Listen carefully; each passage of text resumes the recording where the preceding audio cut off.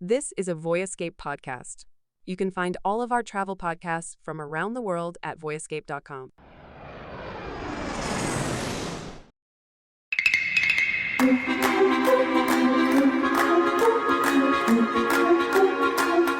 All right, Erin, we are back and we have quite the episode to discuss today. Me too. How are you feeling? I'm feeling good. It finally happened. We've all been waiting for the episode where things would start to pick up steam, and we got there. And you know what? I was chatting with a friend of mine and she was like, it's always around episode 5 that stuff starts to pick up. So It is happening. I thought this episode was fantastic. Like, I was at the edge of my seat the entire time. The dialogue was fire. Oh like my God, everything about so this episode was just so good. Just so good. Yeah, and it again left us on a great cliffhanger. So Mark very also pleased. said the same thing as you, which was it's usually episode 5 that things start to really rev up here. I was definitely getting impatient, and this cured that impatience. So I'm very excited. Remember, Erin, when we said that our recaps were going to be 30 minutes? Har, har, har. There is so much happening in this episode, and I think I'm sort of thinking we go storyline by storyline because there was a lot of back and forth here. So I've organized it a little bit, and we can go with it this way. So I think the first place to start here, because there's bigger things that we're going to dive into here, I want to start with Belinda. So this, from my perspective, is Belinda's very own true crime thriller romance novel that she has entered into this era of her true crime thriller romance novel era. So off the top, Fabian asks Belinda how her exchange is going so far, and she finds out that Gary has been asking the front desk and hotel staff about her. And after processing things, she goes back to Fabian in kind of a hilarious scene where she's sort of like whisper yelling at him about why she's like super freaked out about Gary asking about her. And she tells him the whole story. She tells him like everything that she knows, and that she's super worried that he's dangerous, and that like maybe we should call the police. Should we call the Thai police? Should we call the American police? Should we call the Italian police? Should we call all the police? So funny. But Fabian replies, basically gaslighting her and reminding her that she is not a guest at the resort. She is there working, and says that we shouldn't be gossiping. Focus on your job. I think you'll survive. I think this is an episode where we got much more of Fabian's personality. And I'm sort of gathering that he is the ultimate gaslighter. I don't know but he's also just like a company man. He's the ultimate company man. He's like, just none of this matters. All that matters is that our guests are happy. Exactly. He's just corporate guy. Loves it. I mean, to be fair, I can kind of understand why he would have that response, because I'm just like putting myself in his shoes. If someone came to me and unloaded all of this information about this person that like hangs around the resort all the time, I probably also would be like, but she did bring the receipts. She brought the receipts. Exist. She brought everything. But I can understand how that would be his reaction. Was it the right reaction? No. Yeah. But because it's easy for us as viewers to be like, what are you doing, Fabian? Like, it's true. But he doesn't know. I want to know how much he's told Gary about Belinda. Because if he's told her a lot, that is red flags. And hotels shouldn't function this way. But let's talk about that more later. So having gotten basically zero remorse from Fabian, Belinda later decides to turn to porn shy that night. And she also tells him everything. She shows him the articles about Greg/Gary. And she's basically like that Charlie Day meme where like he's got like the string and the photos and he's like, it's true. Come on, this guy is nuts. Like, it's so funny. And porn shy replies that I'll keep you safe. And in that moment, they also hear rustling in Belinda's room. Pornchai investigates and discovers a pretty big lizard, of which he carefully guides back outside. Very hot. Very hot. How are you feeling about this relationship? Because I've heard some chatter that people think this is all an act from Porn Chai and that he is just like treating her like one of the other guests, just giving her the VIP experience. But I don't know. I don't think so. I don't buy think that. He genuinely likes her. He's treating her better than guests, I would assume. I don't know. Valentine's doing a pretty good job. That's true. Like, no, I think it's genuine. I think it's genuine too. Genuine. What I worry about is like we don't know anything about Porn Chai's life outside of the resort. Like, what if he has like a wife and kids somewhere? Ooh. You can never trust men as much as I want to trust Porn Chai. You cannot trust them. So he could have a whole life outside the resort. She doesn't know. She hasn't left the resort. Mm-hmm. And we've not learned anything about Porn Chai's outside life. So. And this is like the thing about tourist bubbles and the people that work at these places where you really don't know like what the intention there is and how like this is the thing I've heard a lot about Vegas, where like a lot of the bartenders and stuff in Vegas, they have like lives, women, children outside of their work, but they are like constantly going home with like people who attend, going back to the hotels and like having sex with people who like attend their bars and just live the Vegas lifestyle. I'm curious how that translates overseas, not in America, but it's just interesting to think about the dynamics there. He is very spiritual and religious. That's true. Which makes me want to believe that he would not be doing that. Yeah, but he loves and cares for his family. Also Victoria would disagree with that. Yeah. We'll get into that also, too. though, his removal of the lizard, his very gentle removal of the lizard does play into this whole theme that we've been touching on in previous episodes about how local Thai people are at one with wildlife and have respect for wildlife, whereas foreigners are like afraid of the wildlife. And it also is actually representative of Buddhist values, which is to like not harm animals. So his gentleness kind of like reflects that. It made me think it's funny when Luke and I were in Sri Lanka, we were in a hotel room and it was just like a small little like guest house room. And we had like a bathroom that was a wet bathroom, which is pretty typical in South Asia. So it had like outdoor access. And I found a massive poisonous centipede in our bathroom. I've posted video of it. Like, it was terrifying. And it made me really, like, the rest of the trip, I would not get out of bed to go pee in the middle of the night because I was like, what if I step into the bathroom and step on a centipede and it bites me? Because they are poisonous. It's really painful. So anyways, we found the centipede. We were freaking out. I was not going to go anywhere near it. Luke was not going to go anywhere near it. So I went to the hotel guy, and he was just this like young Sri Lankan man. And I was like, could you please help us get rid of the centipede? Fully thought he was going to come in the room and like kill it. Yeah. He did not. And you could tell he's very experienced. He took a massive water bottle and he went in there and he somehow guided the centipede into the water bottle and brought it outside and released it. And Luke was like, that's very Buddhist of him. Because North Americans, we just kill whatever we find inside our homes. You know, that colonizers, that's what we poisonous. Do. Anyways, made me think of that. So, of course, Belinda is super freaked out by all the things that are happening around her. And she asks Porn Chai to stay with her that night. And after what this man has demonstrated around her, his gentleness, his kindness, the fact that he said he's going to protect her, obviously she wants him to stay in her room that night. And there's a hilarious moment where Belinda is like a bit flustered navigating like where Porn Chai is going to sleep and like how to subtly tell him like, it's okay if you sleep in my bed kind of thing. And she says, she's like, oh, you know, whatever is clever. It's just like the funniest uttering of lines. And I felt very seen in that moment where it's like you're trying to be sexy and subtle, but you just like can't. You just are a little dingus. Anyway, the two kiss and I'm very stoked. I am willing to bet they also have sex. But if they just kiss, I love that. I love that for Belinda. I love that for Porn Chai. Get it. Wasn't there a comment about consent? Was it between them or someone else that I thought was really funny? She's like, I don't know if you do that here. Yeah.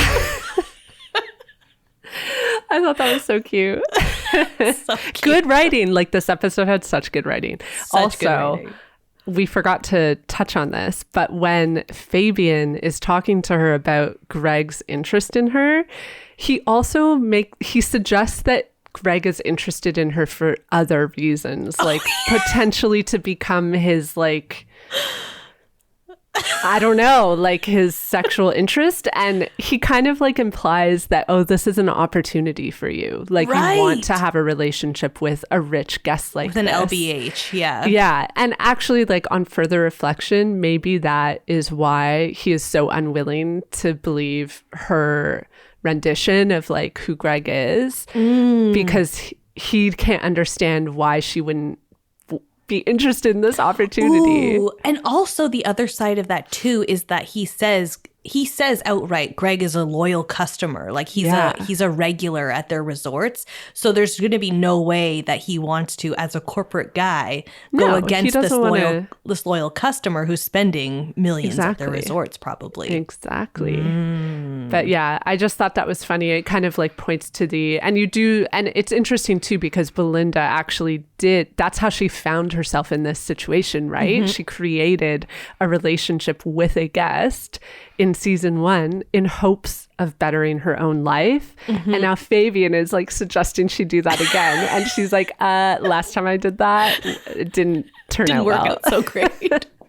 That's such a great point. I hadn't even thought of it that way. I love that. Okay, so that's Belinda's story, Belinda and Pornchai. Let's move over to the Ratcliffes and the reckoning of Piper's lies and ambitions and Timothy's descent into darkness. So we are at dinner and Piper tells her parents that the monastery where she's been going to do the quote-unquote interview with her monk for her quote-unquote thesis actually has a meditation center. And surprise, that's actually why she's here. There is no thesis. She came to check out the meditation center. And this is what she wants to do when she graduates. She wants to move to Thailand for a year to, quote, meditate and develop her spirituality. And in this moment, we get so many great lines from Parker Posey and Victoria's character. As you mentioned, so much good writing in this episode.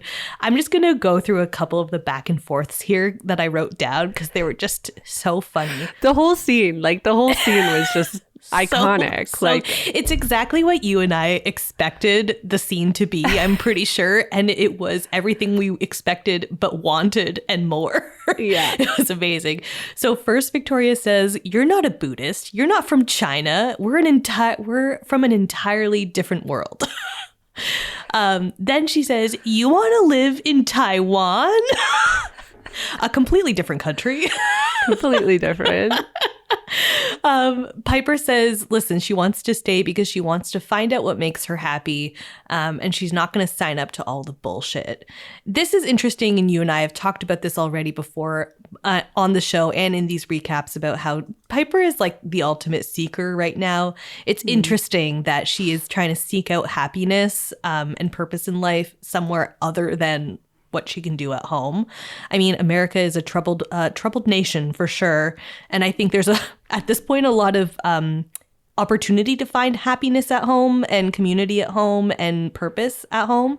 But it's interesting that she's, taking this to Thailand. Well, it may be a reflection that she doesn't have that community at home. Yeah. Because you do see this parallel sometimes that people who come from immense privilege become seekers. Like this is something I've noticed just in my own travels, in encountering people that are like buying into this seeker mentality. A lot of them come from like a really great place at home, a situation in which you would think that they are happy and fulfilled because they have all of their basic needs met and more. So I just think there's probably a correlation there between like unhappiness at home because she's coming from this like wealthy family that doesn't actually give her like security and happiness and comfort. and clearly wants her to stick to the status quo. Like, you should be happy with what you've got. You've everything you need. Now you can do anything you want to do in this world, as long as you stick to the status quo. So Victoria says, I'm just trying to understand how you became so extreme. You could come back with a totally different set of values than we raised you with. And Piper says, yeah, that's kind of the idea. An iconic line.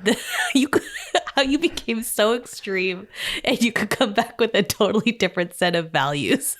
Yeah. This is something that Victoria's character is so funny for on this show, is always just pointing out the obvious, like exactly what is happening. This is what's so funny about her. Like, she calls it like it is. Narrator. Yeah. And it's like 1 minute she doesn't know what country she's in, as per the "you want to live in Taiwan" comment. But then the next minute, like, another thing she says in this conversation is, you don't need to go halfway around the world to figure out what your purpose is. And I was just like, yes, you're right, Victoria. That's like so true. She says a lot of hilarious things that are both She's true wise somewhere and in inaccurate. there. She is very wise. The whole time. She asks Piper, what if it's a cult? And Piper says, it's not. The monk who runs it wrote a book. I'm pretty sure there are numbers of cult leaders out there who have also written books, but that's besides the point. And then in looking at the guy on the book, Victoria says, well, he doesn't look normal. He looks very Hare Krishna, which is a Hindu thing, a Sanskrit thing. Yeah, different religion, but totally different. And then Victoria says it could be a sex cult, and Piper's like, it's Buddhist, and Victoria says, well, organized religion and deviant sex go hand in hand. Another great line, like, and also accurate. Pretty accurate. And it's also, though, I thought this was funny, just like a little Canadiana for us. She refers to Nexium. Oh, I don't know if you know about Nexium. I do know about Nexium. Yep. So anyone who doesn't know, this is a homegrown Canadian cult. Started in Vancouver. # made in Canada. Yeah, very, very bad cult started by this guy. It's always a white dude that starts these things. Always. Keith Raniere. He is now a convicted racketeer and sex offender. We're laughing about this, but really this was like a really horrific cult. And there's a great podcast. I don't know if it's CBC. It might be. CBC's Uncover. Really good. CBC Uncover did a fantastic podcast with featuring a woman who she actually is a journalist, and she ended up in Nexium. Oh no, her friend was a journalist. Yeah. And they ran into each other shortly after she had left the cult. And so the whole series is him like investigating through her perspective, like the experience of the cult and like what had happened to her. And it really is like a wild story. So if you're interested in that kind of stuff and want to hear about our Canadian cult activity, it's great. Definitely listen to it. It's a great series. I just thought I always thought that was kind of like not mainstream knowledge like Nexium, so the reference made me laugh. So during all of this, Timothy is reckoning with the fact that he is definitely going to jail and also has the gun from the security office. Guy Talk also has uncovered through security cam footage that Timothy likely has the gun. So he knows, and he's sort of like lingering around at dinner, waiting and figuring out how to confront Timothy. So Timothy, during this entire conversation, doesn't really reply to Piper's admission. It's like clearly just like another thing on his plate that is like stressing him out, and he doesn't really like. I don't even think it's he's just not absorbing the information at all, just like, which I understand. I think if I was like on vacation in Thailand and knew, unbeknownst to any of my family members, that I was headed straight to jail, I also would not be absorbing any conversation. It's like none of this matters. None of this matters. Honestly, you should stay in Thailand. Like, please. So he leaves the table clearly like looking overwhelmed by all of just everything. He leaves the table, goes to the bathroom to splash some water on his face, and that's when Guy Talk follows him and confronts him, but like doesn't like kind of like loosely, lukewarmly confronts him. I know. I love Guy Talk, but this was disappointing. Guy Talk. I know. He says, I think you have something I'm looking for. And Timothy just sort of is like, no, I don't. And then leaves it at that. This also, though, could be conditioning like from his job. Yes. Because they're definitely told never to have a negative interaction with a guest. So he's kind of in a rock and a hard place because like he's not meant to ever accuse a guest of something. So maybe that was like his goal to try to address the situation without being accusatory, but yeah, but then when the person denies it, what do you do? Right? You're not. I think what Guy Talk needs to do is he needs to try to remember what kind of gun it was, which I definitely would not be able to do. They all look scary to me, so I would not know. But try to remember, and then try to go buy the same one. And put it in the box. This is what I would be doing if I was Guy Talk. I would be like, I'm not dealing with these rich people. Keep the gun. I'm just gonna go find a gun. I don't know how hard this is to do. Like, if you asked me to do that here, like today, I would not know where to start. No, me neither. I don't think we can even buy anything. I think we have to be hunters. I think that guns in Thailand are not. I think it's similar to Canada. You can't just. It's not America. You can't just like walk into a bank and get a gun. I'm looking this up. How do you buy a gun in Thailand? Please don't come for me, CIA. Simplest way to obtain a gun is by purchasing from a dealer. Okay, so easier than here. A citizen of Thailand purchase a gun in his or her name. So I guess you can just buy them. So this is the answer, Guy Talk. Just buy another gun. God, just replace idiot. It. No, but I think the problem is he probably doesn't know what kind of gun it was. Yeah. And the other guy's going to say, this isn't the same gun. Yeah. I would just say it is. It is the same gun. Is. You just gotta buy into the story completely. Okay. Gaslight them and tell them this is the same gun. Gaslight them back, Guy. This is what Guy Talk needs to learn, the art of gaslighting, because he's being gaslit all over the place. He needs to fight He's back. too good and pure. This is what it is. He's just too good. He's too pure. Yeah. Yeah. So dinner is over. We're back at the room, and Timothy is clearly fucked in some capacity. Eats either lorazepam or too many whiskeys on the rock at dinner.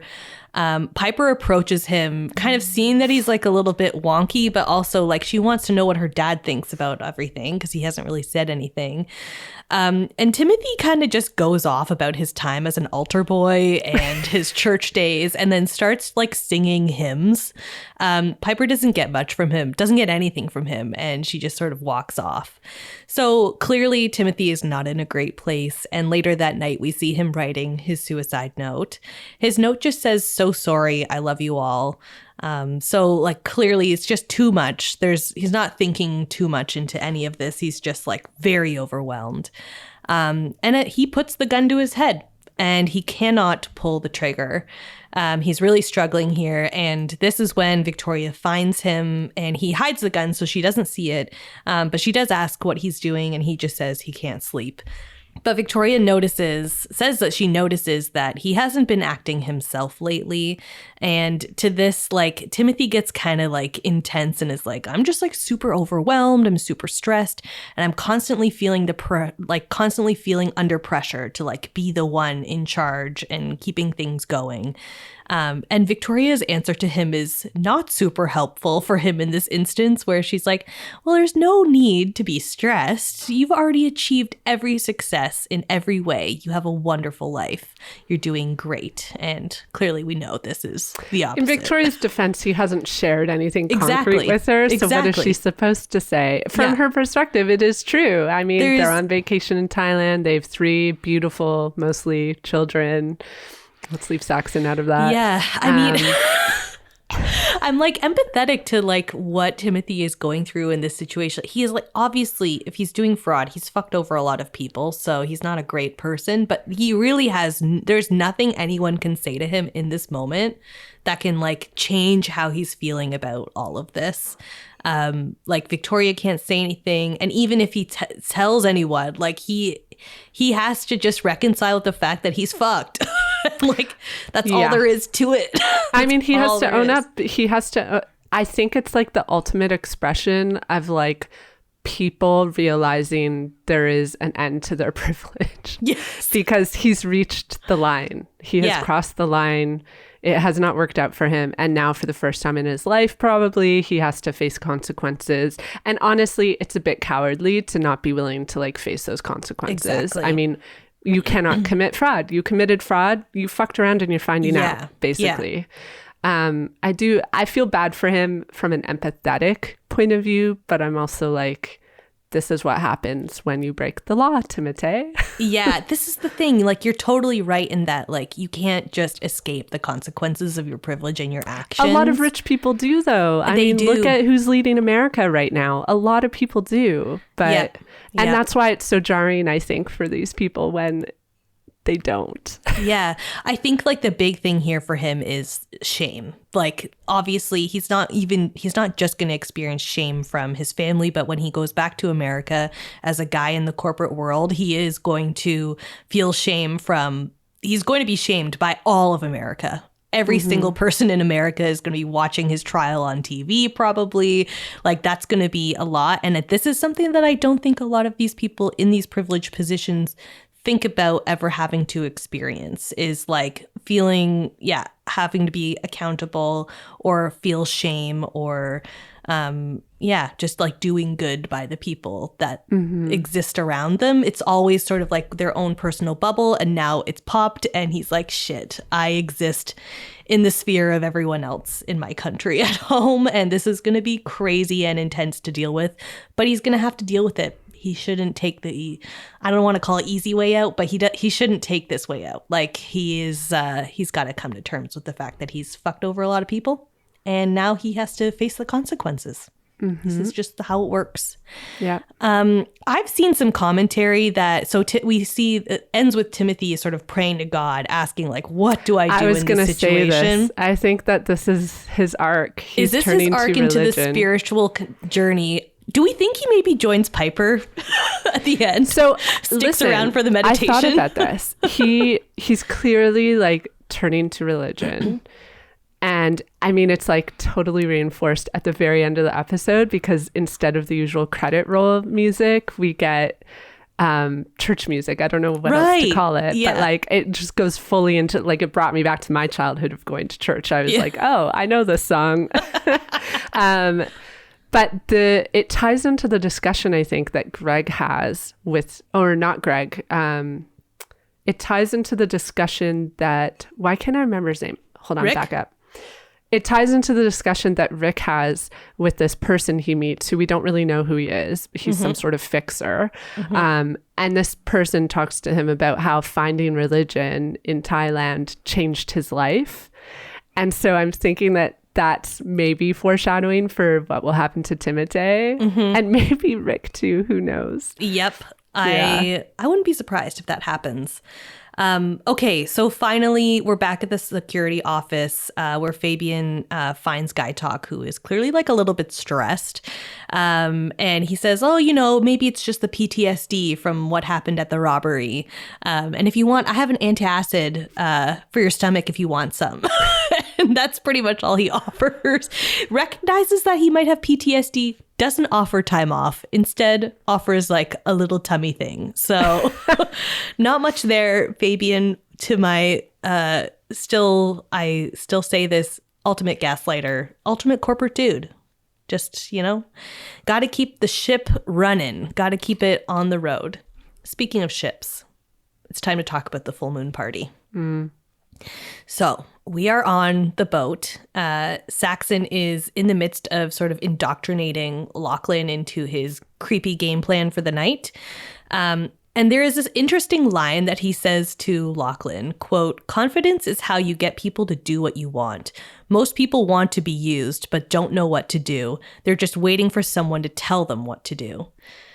Hardcore line. And obviously we're going to see this come up in the show in numerous ways. Curious to hear what you think about this. Yeah. I mean, basically, I'm just really sad that Saxon is not a beautiful child. Lachlan. He is not a beautiful child.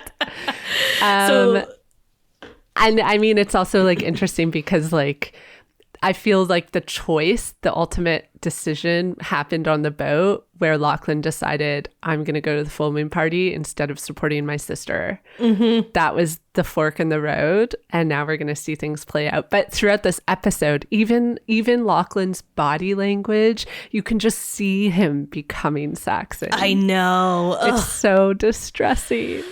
So on the boat, Saxon tells Lachlan to make a move on Chloe, who is also already creeping on Lachlan in her own way already anyway. She tells Chelsea at one point that she likes innocent young guys. She also wants attention because Gary isn't giving her any. And she's really vibing with Lachlan's magic tricks, which you mentioned in the last episode you would be vibing with too. Oh, yeah. So do we think Chloe is just the female version of Saxon? She kind of is, yeah. Like she's creeping on young men. That's like pretty messy. Is he underage though? We don't know how old he is. He's like 18. He's still a senior in high school. It's definitely gross. Definitely gross. Definitely gross. So yeah. Chelsea this whole time is mentioning how she's super worried about Rick and thinks that something bad is gonna happen to him while he's in Bangkok. And we're also seeing on the boat before we get to the full moon party that the brothers are being brotherly. They are bonding. There's a lot of brotherly love happening. Definite foreshadows for sure for what's to come. So they arrive at the full moon party.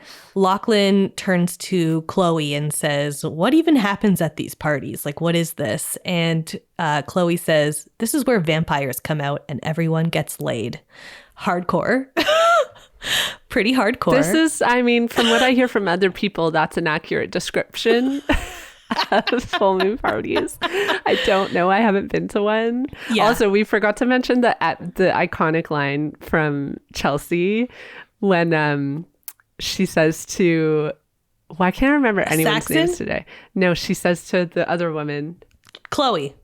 When Chelsea says to Chloe, "He's like my child," and Chloe says back to him, he's 50. Yeah. They're just this whole episode, like the writing was so, I need to check if it was a different writer for this episode. So funny. There were so many perfect like short exchanges like that were just so funny. Yeah. Yeah. So Lachlan is in his early days of partying. He is, a senior in high school.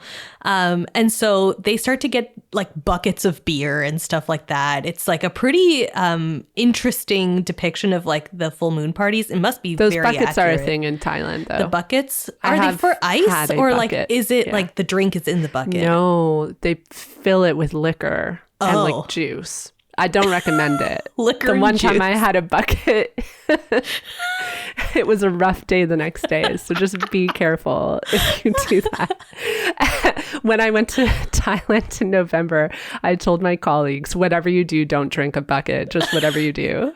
Avoid the buckets. On that note, but also, this is a PSA because this is actually really important that people know. In Southeast Asia, there's a lot of like bootleg, illegally made liquor, and there's been increasing instances of people getting poisoned by drinking liquor, and you don't know. You'll look at the bottle; it'll look like it's the typical labeled alcohol, but they often come in the buckets because it's mixed in with so many other things, like you wouldn't notice the difference when you drink it. And there have been a couple people who've died, backpackers, in the last year. Even there was a huge poisoning last year, so that's the real reason why I tell people now, do not drink buckets. If you're in Southeast Asia, your safest bet is to just drink a bottled beer. Yeah. Okay. Great tip. Great tip. On that note, Saxon tells Lachlan to pace himself, and Lachlan turns to him and says, dude, I'm a senior, bro. So yeah, we're definitely seeing Lachlan's arc into his big brother Saxon. And then the group does drugs. I think it's ecstasy, might be MDMA in some capacity. Either way, they're all feeling like super lit and happy, and if they're feeling ecstasy, I guess, in some capacity. This is the first time I've ever seen like a full moon party. Like I've never seen photos of them or anything like that. I've heard stories about them. This is the first time I've ever seen it depicted.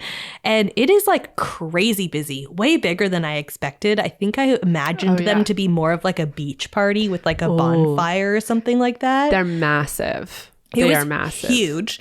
So many white people. Just all white people. That's all they are. Yeah. And as you mentioned in the last... It's just backpackers. Yeah. And you mentioned in the last episode, there is no tradition around this. This is just like a thing that came from white people in like, what, the 80s or something you said, or the 70s? Yeah. So at this point, everyone is feeling the drugs.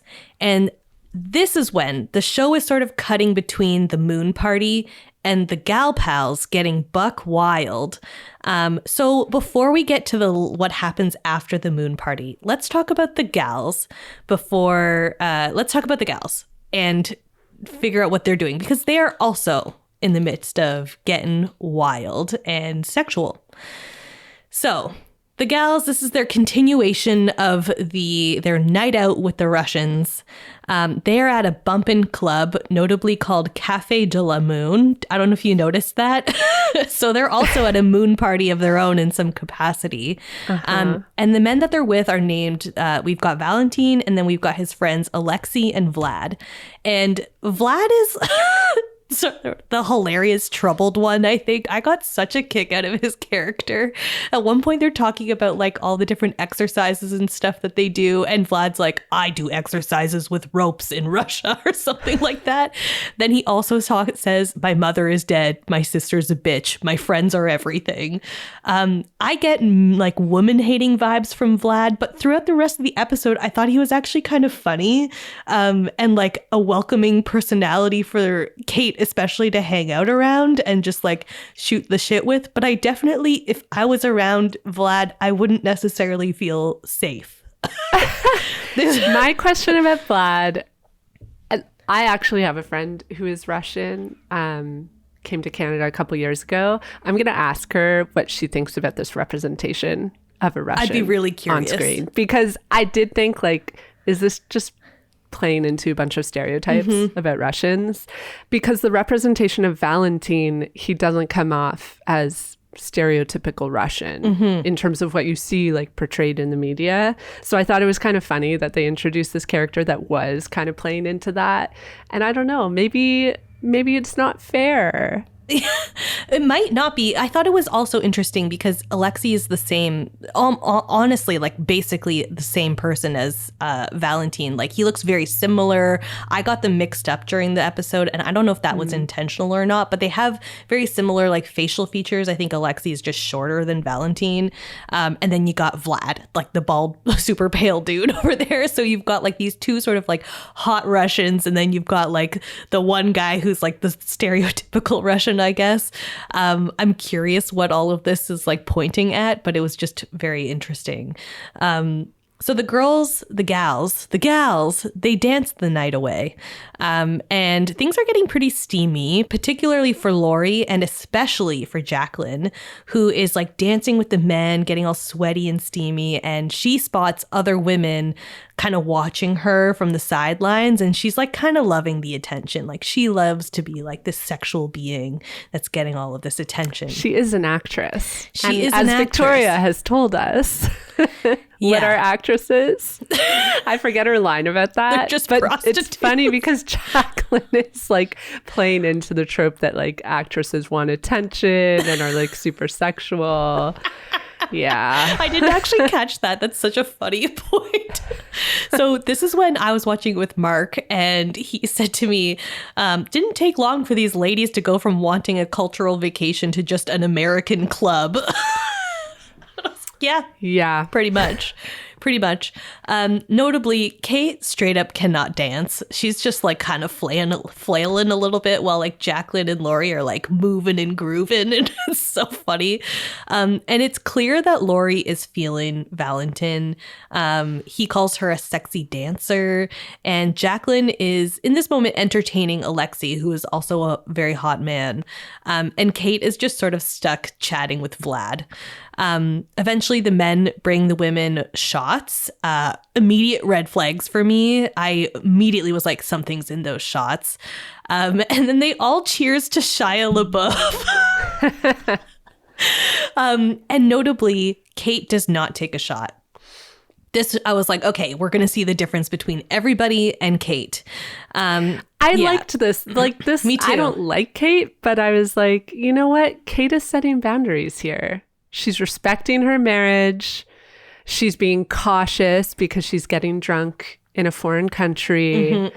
I was like, you know what, Kate? You're doing the right thing here. I think so. Eventually, a bunch of women at the club come up to the guys, and then they all start yelling at the guys in Russian. So obviously the guys have been here before. This is their regular stomping grounds, and they've fucked around with women before as well. Well, my impression was that these people were their potential girlfriends. Oh, we think so? I wasn't sure if they were girlfriends or maybe just like girls they've like ghosted at some point. The problem is all the dialogue was in Russian, and there wasn't... It's up to interpretation. Subs. So let me ask my Russian friend to do some interpretation for us. Please get back to us on this. I will ask her today. Yeah. So Kate, sensing the tension and honestly just like kind of ready to go, she says that maybe we should all leave. And she's kind of hoping the night is wrapping up and we're done. But then Jacqueline and Lori are like, let's bring the men back to the villa to drink and keep the party going. Kate doesn't love this. She just wants to go to bed. But the men come back to the villa anyway. And back at the villa, the gals are drinking with the boys in the pool. Things are getting pretty rowdy. And there was definitely something in those shots for sure. Because things are like getting, I don't know, it's the same sort of vibe that we're getting between like the full moon party and back at the villa. There's like the toggling between the two parties happening. So I think that Lori and Jacqueline and possibly the men are like definitely on ecstasy or some type of drug that was like slipped into their shots. This is just my theory though. This is the vibe that I was getting. Jacqueline and Lori are swimming with the men. They're taking off all of their clothes. And Kate is just sitting beside the pool in her full pajama set, just like watching the girls. And this is where I was also like, listen, I'm like kind of feeling Kate here because she wants to go to bed. She's not into this party, but she has the suspicion that something could go wrong. So she's going to stick by her girls the whole time anyway, even if she's uncomfortable and like tired and wants to go to bed and ready to call it a night. So she's watching the girls get inebriated, getting drunk, getting naked in the pool. And she's just there kind of keeping an eye on things and entertaining conversations with Vlad, basically. Yeah. By the end of the night, everyone but Kate is like drunk, rambling to each other. And Kate insists on sort of wrangling the gals to bed and sending the men home. So she seems to be successful at this. She is the ultimate, mother hen. Yes. I used to have a joke when I lived in Italy and I would go out often with my group of friends that one of us would be assigned mother hen. Yes. I.e. the person to like ensure everyone is safe, everyone is comfortable, we go home at the right time. It was like, you are the responsible one tonight. So Kate was mother hen. She was mother hen. Maybe not by choice. We're not sure. It didn't seem like by choice. It seemed like of her own, like she just didn't want to do anything else. She just wasn't into it. Yeah. Just so kind honestly, of by the choice, dynamic of the evening is a dynamic that I feel I have seen play out on nights out with women. I have been a part of these, and I have been the mother hen who's like, can we stop talking to these creepy dudes and go home now, please? Yeah. But at the same time, I was annoyed by it because I did feel like they were just so firmly playing into these tropes. Like each woman in the Gal Pals was like representing a specific trope of women that you often see on screen.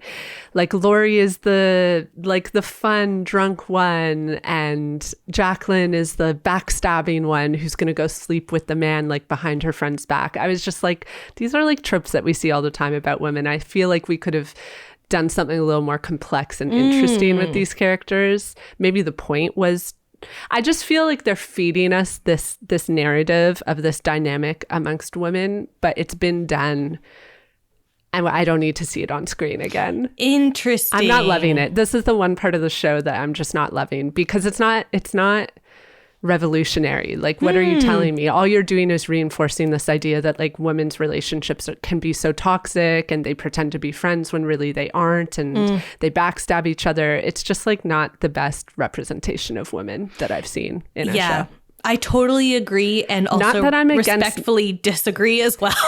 I was going to say, not that I'm against negative representations of women. I just think they need to be more nuanced, and this one isn't nuanced. Like, what is nuanced about this representation? Really nothing. It's interesting to me because I feel like I haven't seen this type of representation a lot, and I guess it felt nuanced to me in that moment, but it felt particularly like relatable, because when I was in my early 20s, like there were multiple instances where I just found myself in mother hen role and felt like very uncomfortable with like some of my girlfriends maybe getting a little bit too at ease with people that we didn't know, and often found myself feeling very stressed about like, how are we going to get out of this situation? How do I like wrangle a friend and not abandon her when I feel like she might be in a precarious situation?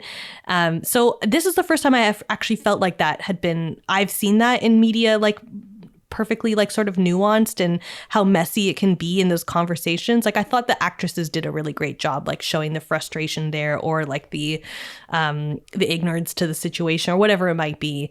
But I haven't seen that too much, but like maybe it's just our media diet is different.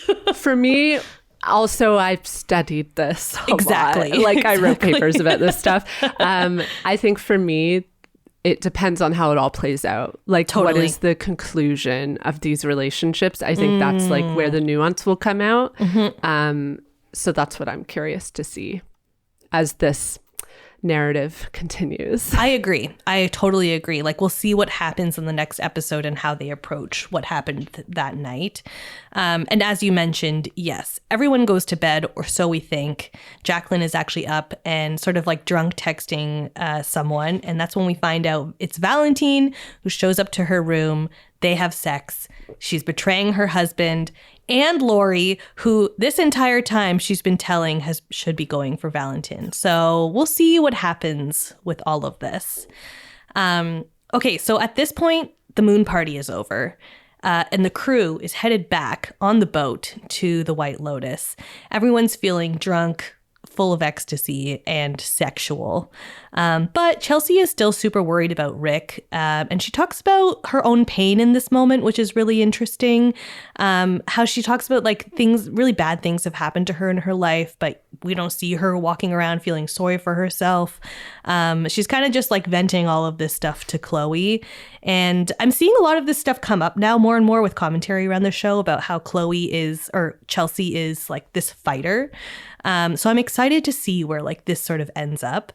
This comment from her also I thought was interesting, because I think in a previous episode I mentioned that we don't know anything about Chelsea, and this reinforces that, right? We don't know anything about Chelsea because no characters ask anything about Chelsea. When does Rick ever ask Chelsea about Chelsea? Exactly. So we purposefully don't know anything about her, and she's the character I'm the most sympathetic to. Well, it's almost like she's trying to tell us stuff about her, right? Like, we have this sense that she hasn't always lived in privilege. Like, she's come up from like less money and that kind of thing. Like, she's constantly in awe of the things that she's seeing, and it seems like brand new to her. And then she says she's been through a lot of pain and a lot of shit has happened, but we don't know those nuances. I don't know if that's necessarily relevant to the show, and like we need to get into all of that, but you're totally right. Like, we know know the little features, but nobody asks her about that. So yeah, it's relevant because it would give us more context about her character and like what drives her. And all the other characters at this point, we know like quite a lot about them, but we know literally nothing about her. Yeah. So we don't know what drives her motivations or like what got her to this place. Like we literally don't know anything. We only know like vague pain and that she's a fighter in some context, but we don't know why.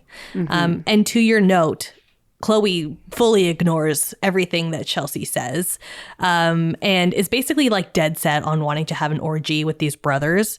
But she listens to Chelsea's like note about pain like very vaguely and says like, yeah, I think like Gary also has darkness inside him. I think he's capable of murder. Anyway, over to the orgy. So that's like basically what happens. So all that goes out the window. Things get rowdy. The brothers kiss. Reactions, I noticed. Saxon notably seems weirded out, even though I think we were getting like homoerotic things from him. I don't know if he's necessarily into incest erotic things, but Lachlan thinks it's funny. And this was very interesting to me. What do you think?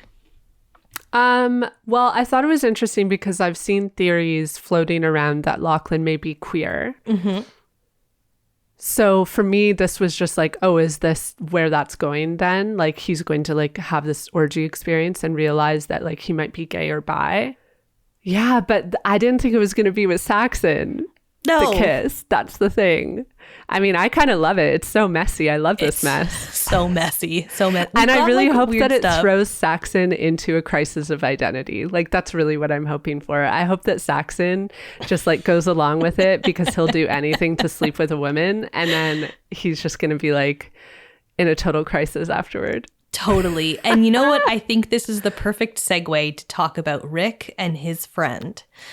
Because I totally see possible parallels between Saxon's journey and Rick's friend. Maybe Saxon will realize things about himself that he hasn't known to this point. Yes. Okay. So let's address the incredible scene of Rick and his nameless pal, aka Sam Rockwell, who is the actor.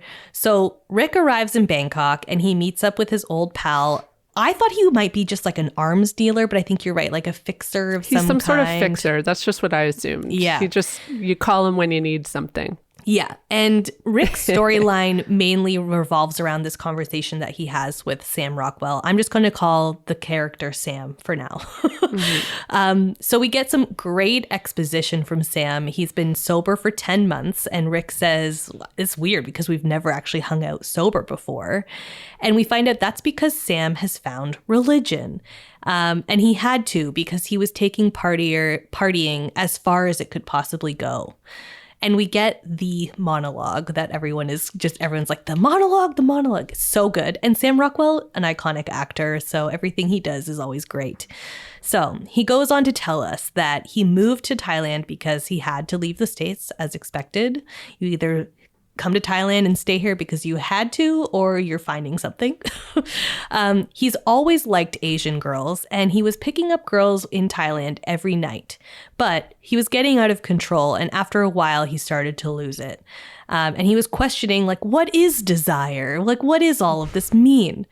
So he realized that maybe what he really wants is to be one of these Asian girls. So one night, he took home a ladyboy and let the ladyboy fuck him. And he says it was magical. And then he realized maybe what he really wants to be is this Asian girl getting fucked by himself. So he started looking for a white guy to fuck him and even dressed up as a woman. He found these white guys, even paid them, and then he started getting addicted to, quote, white guys railing the shit out of him. And he would even hire Asian women to come and watch. And it felt like, I am her, I am fucking me. Rick has absolutely no words listening to all of this. He's just kind of like absorbing, being like, holy shit. This is an awakening that's been happening over the last, 10 months, I guess, or I guess more than that because he's been sober for 10 months. ultimately, Sam says that he's been trying to fuck his way to an answer for fulfillment and realized that he had to stop. And that's when he got into Buddhism. That being sober isn't what's hard. Being celibate is. And, quote, I miss that pussy, man. So I'm curious. First of all, I think I mentioned this parallels here to like possibly what we might see happen with Saxon. I think maybe this is foreshadowing, but also I'm curious about how you compare this to Piper's journey because she's also looking for fulfillment. Okay, well, the first thing I'll say is like my main takeaway from this conversation was how proud I am of these two men for having such a vulnerable conversation together. 100%. Like, I think we can look at Rick's face and see like possible judgment there, but absolutely no judgment vocalized or said or shame put on Sam, which is great. Yeah. I think like obviously they're very two different scenarios, but the parallel for me is that they're both lost souls. They're both lost in some way, and finding Buddhism is the answer for them. And it just makes me think about how I've read, like I'm very interested in stuff like I mentioned before, NXIVM, like cults and spirituality and how people get wrapped up in these things. I've always been like extremely critical and suspicious of such things. So I think this is where my interest in it lies. And the one thing I always see talked about when I read about this stuff or like watch documentaries about it is that all humans want to be part of something. Like all humans feel comfort in believing the same thing and being part of a social fabric that believes that thing. And so all of us are seeking out this kind of community, and people seek out toxic versions of it when they don't have access to like the safety and comfort of that community in their already established life. And so I think that's the correlation between these characters, is that the fixer, I'm just going to call it the fixer was clearly lost and potentially confused about his sexuality and his desire, and finding Buddhism gave him an answer to that. And then you look at Piper and she's confused about what life means for her, what her future looks like at home in Texas, and Buddhism is going to find answers for her for that. So it's interesting. It just boils down to them just both being seekers because they're lost. Yeah, and it's funny because I don't know if Buddhism is necessarily what both of them feel a connection to, or if it's maybe just a puzzle piece that just fits into the slot. It could be that like they could have replaced Buddhism with really any other religion or cult. Yeah. Or even like a wellness exercise, like a wellness diet kind of thing. Like I do think Buddhism is interesting to me because I do think a lot of Westerners view Buddhism as a very peaceful and safe religion. Which I think is like very true to a degree, but I don't know if I've ever talked about this on the show, but years ago when Luke and I were in Myanmar, we hired a local guide to take us walking around a region, and we had really interesting conversations with him, especially in the context of what was happening at the time politically. And I will say we were afraid to have these discussions because at that time in Myanmar, like most foreigners were told, like, do not talk politics at all. But he would kind of motion towards what was going on with the genocide happening that is still happening in one part of the country. And he told us straight up, he was like, this is an extremism born out of Buddhism. And what he tried to say to us that day, like how we interpreted it, was he was trying to tell us that like every religion has the potential to be extreme. We see that in North America as well. Like, look at America. Yeah. So yeah, I always find it interesting that Westerners like view Buddhism as such a peaceful religion because it, like every other religion, does have the potential to become extreme. Totally. It all depends on how you interpret it. Yep. Okay, so the episode finally ends, and Rick says that he's probably going to need another favor from the fixer, a little role play the next evening. This is where I'm fully seeing Sam Rockwell returns as the quote-unquote producer to talk to Sritala, and I think we're going to go from there. So that's the episode. Yeah, a lot has happened. There's a couple extra theories and tidbits that I've seen floating around the internet. And I'm just curious what else you're thinking about this episode. Any extra things you want to throw out there before we award our conscientious traveler and talk about our top cringe moment? Well, so I normally reference my friend Sheer, who watches this show with me every Sunday. I noticed the absence of her this episode. There was an absence of Sheer this episode, and this is why. Sheer is in Taiwan. Oh. But Say we have hello been to the White Lotus for me. I know. But we have been texting, and we were talking about how funny Victoria is. Honestly, Victoria is my favorite character, I think. Yeah. And how Parker Posey is such an iconic actress. And she sent me this video of Parker Posey doing an interview about Jennifer Coolidge. Yes, you said and to me. in it, the way she talks, I texted Sheer back and said, she reminds me of Jennifer Coolidge in the way that she talks about things. Yeah. And then Sheer said, she is Moya Rose. Yes. And it clicked for me. Yeah. It clicked for me. So, I saw an interview of Parker Posey talking about how she was kind of doing this Southern lady. And she said that there was something that she really admired and noticed from a lot of like Southern women, and sort of like in the more of the, I guess, elitist space or something, was like a romanticization of like each of the words that they say. And that's why she sort of like has this long drawn out way that she talks. Yeah. And she's like, every word is just like romanticized and emphasized, and I was, which is so fun. As soon as Sheer said Moya Rose, I was like, that's so true. Yes, If anyone listening doesn't know the show Schitt's Creek, another Canadian piece of content, great show, just look up a clip of the character Moya Rose, and they are really similar. It's kind of funny. I wonder if Moya Rose was some inspiration. It's a great parallel for sure. Okay, here's a theory that I found online also. The blender and the poison fruit. People are noticing that in the last episode, not this recent one, but the blender is getting a lot of screen time. And we had that little Chekhov's gun of the poisonous fruit in episode 1. And people are pointing out that like Saxon has been shoveling these smoothies into Lachlan's body, and that Lachlan might be the one to drink a poisonous smoothie. And that's why he might be the dead guy at the very beginning. Interesting. I do like that theory. Yeah. And then I also saw another interesting theory that in the paintings in the opening credits, somebody was reading it as, you know how you talked about how like the monkeys were taking over the people inside, and you're seeing these like depictions of nature sort of taking over humanity.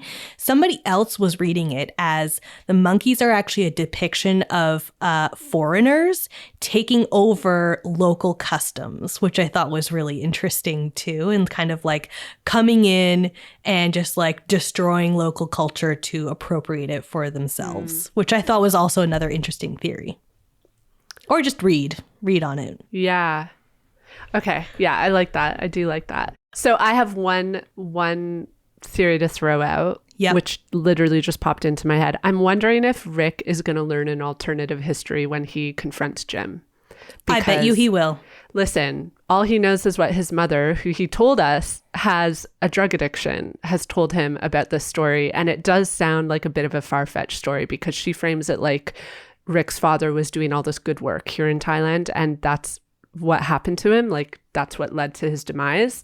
I'm wondering if Jim is going to say a completely different story, and it's going to challenge Rick's like understanding of what happened to his father. Like, maybe that's not at all what happened to his father. Maybe Jim is his father. We don't know. This is a theory I was hearing. So there is a theory that Jim and Rick's mom were together, and that Jim left his mom for Sritala, went to Thailand, and then she was super depressed and was with Rick's dad. And I guess, some messiness there or something. So we'll see. Yeah. I have a feeling there's going to be some sort of bomb dropped. We're going to learn something different. Totally. Okay. What was your top travel cringe moment? Definitely Victoria saying to Piper, you want to live in Taiwan. Same. I think not knowing the country you're in currently is probably... I don't think it gets any cringier than that. It's sure. like cruise ship energy. You know, when they say that people get off of cruise ships and they think they can use American dollars and they don't know what country they're in. It's cruise ship energy. It's cruise ship energy for sure. I also was quickly noting, I don't know if this is like a travel, I guess it's kind of a travel cringe moment, which was my thoughts on Fabian's conversations with Gary about Belinda. There's a lot of stuff out there that says when you go to a hotel, make sure that you're the person checking you in doesn't say your room number out loud so that people in the vicinity don't know what room you're staying in. I'm worried that Fabian gave Gary too much information about where Belinda is staying, who she is, all the things about her identity that he knows. So we will see what happens with that. Okay, who are you doling out your Conscientious Traveler Award to? Oh my gosh. In a wild turn of events, I am giving my Conscientious Travel Award to Saxon. Okay, explain. Who would have thought? Saxon gets my Conscientious Travel Award because he resisted taking drugs at the full moon party. But then he did. But he was the only person to resist, and he actively tried to stop Lachlan. Yeah. And he was even telling Lachlan, like, pace yourself. This is going to be hardcore. So I thought, you know what? He gets it because that is truly a good practice to wild do when you're wild abroad. Turn of events for this podcast. It was literally, I stopped the show and I thought to myself, Saxon, thank you. You've finally done something good, even though it didn't last and you gave in after some resistance. Yeah, he gets my award. Good. I'm not going to lie. It was really hard for me to select someone for this episode because it was just so chaotic and like a lot of different things happening. At first I was like, oh, it's got to be Rick for like listening and absorbing Sam's story. But that has nothing to do with travel. I guess it kind of does, but I don't know. I think my Conscientious Traveler Award, in a shocking turn of events for me, I think is going to go for Kate. I think Kate was also like looking out for the gals, adopted the mother hen role, which is super important when you're partying in an unfamiliar country, and just was watching out for her gal pals to make sure that nobody was going overboard or taking advantage of them to the best of her abilities that she could as a skinny little white lady in a foreign country. Yeah. So I think I'm going to give it to Kate. Okay, I agree with that. Okay, well, next episode's going to be even more buck wild, I think. I think so. Best of luck to you as you recap it, because this one was a doozy for me, so... Yeah, it's going to be a challenge, I think. We vastly underestimated how hard it is to recap a show like this. I think White Lotus in particular, a definite challenge. Yes. If you are listening to these episodes and these recaps, we would love to hear from you and hear what you're thinking of them. And also just tell us what you want to know more about, what we can dig into more. Also, I want to know everyone's thoughts and theories. I also want to know, because now I'm curious, like how people feel about the gal pals, like the different interpretations there. Yeah, tell us what you're thinking. So you can send us a DM. Or DM me on Pina Travels, or you can also leave a review if you would like. Yeah. But yeah, let us know, because we're curious to hear from everyone. We know people are listening to this, but we haven't heard from many of you. We don't know what they think. Tell us. Tell us. Yeah. Okay, Erin, well, I guess I'll see you at the White Lotus next week. Yep. See you next week.